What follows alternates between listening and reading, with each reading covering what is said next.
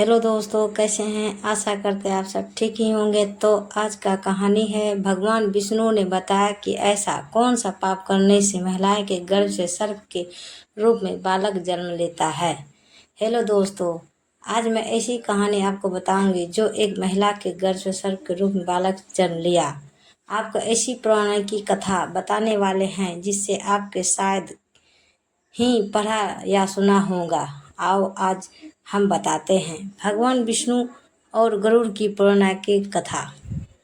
गरुड़ और विष्णु की पौराणिक कथा। ऋषि कश्यप के एक कई पत्नियां थी, जिनमें से दो वनिता और कद्रु थी।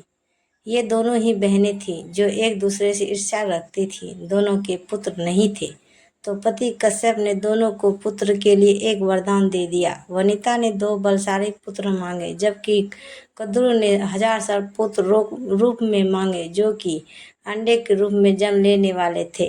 सर्प होने के कारण कद्रु के 1000 बेटे अंडे से उत्पन्न हुए और अपनी माँ के कहे अनुसार काम करने लगे। दोनों बहनों में शर्त लग गई थी कि जिसके पुत्र बलशाली होंगे, हारने वाले को उसकी दासता स्वीकार करनी होगी। इधर सर्प ने जो जन्म ले लिया था, लेकिन वनिता के अंडों से अभी कोई पुत्र नहीं निकला था। इसी जल्दबाजी में वनिता ने एक अंडे को पकने से पहले ही फोड़ दिया। अंडे से अर्ध विकसित बच्चा निकला, जिसका ऊपर का शरीर तो इंसानों जैसा था, लेकिन नीचे का शरीर अर्धपक्व था। इसका नाम वरुण था। वरुण ने अपनी माँ से कहा कि पिता के कहने के बाद भी आपने धैर्य खो दिया और मेरे शरीर का विस्तार नहीं होने दिए, इसलिए मैं आपको श्राप देता हूँ कि आपको अपना जीवन एक सेवक के तौर पर बिताना होगा। अगर दूसरे अंडे में से निकला उनका पुत्र उन्हें इस श्राप से मुक्त ना करवा सका, तो वह आजीवन दासी बनकर रहेगी। भय से विनीता ने दूसरा अंडा नहीं फोड़ा और पुत्र के श्राप देने के कारण शर्त हार गई और अपने छोटी बहन की दासी बनकर रहने लगी। बहुत लंबे काल के बाद दूसरा अंडा फूटा और उसमें से विशालकाय गरुड़ निकला, जिसका मुख पक्षी की तरह और बाकी शरीर इंसानों की तरह था। हालांकि उनकी पसलियों से जुड़े उनके विशालकाय पक्ष भी थे। जब गरुड़ को यह पता चला कि उनकी माता तो उनकी ही बहन की दासी है और क्यों है यह भी पता चला, तो उन्होंने अपने मौसी और सर्पों से इस दास्तव से मुक्ति के लिए उन्होंने शर्त पूछी। सर्पों ने विनीता की दास्ता की मुक्ति के लिए अमृता मंथन ने निकाला। अमृत मांग। अमृत लेने के लिए गरुड़ स्वर्ग लोक की तरह तुरंत निकल पड़े। देवताओं ने अमृत की सुरक्षा के लिए 3 चरणों की सुरक्षा कर रखी थी।